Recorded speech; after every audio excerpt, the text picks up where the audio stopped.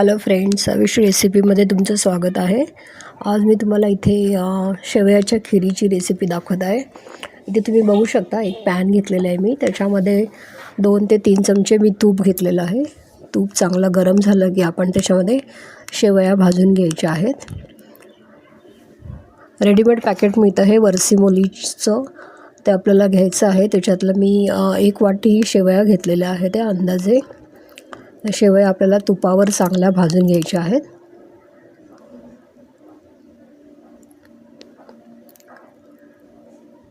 Medium गॅसवर आपण 1 ते 2 मिनटं आपल्याला फक्त शेवया थोड्याशा भाजून घ्यायच्या आहेत। इथे मी बदामाचे काप केलेत, त्याचे ते पण तेलामध्ये तुपामध्ये आपल्याला छानपैकी रोस्ट करून घ्यायचं आहे। आणि ओला खोबऱ्याचा मी खीस केलेला आहे, खिसून घेतला आहे ओलं खोबरं, तर तो सुद्धा मी आता भाजून घेते। तो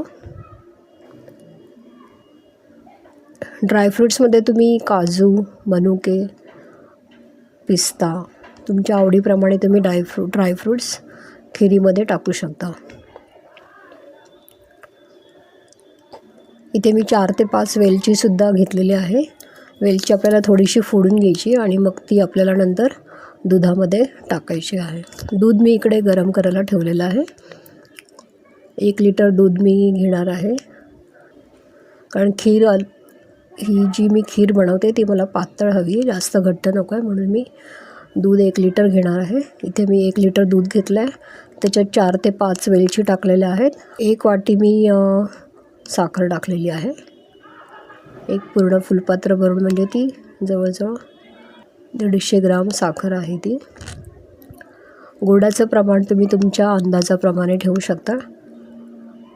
आता इथे मी जे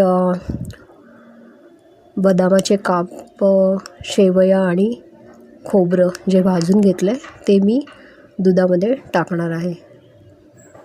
दुधामध्ये मी साखर चांगली विरघळून दिली होती आधी, आणि दूध चांगलं गरम झाल्यानंतरच आपल्याला शेवया ॲड करायच्या आहेत। थंड दुधात शेवया ॲड करायच्या नाही आहेत। तर इथे आपलं दूध चांगलं गरम झालं की आपण शेवया त्याच्यामध्ये टाकून घ्यायच्या आहेत।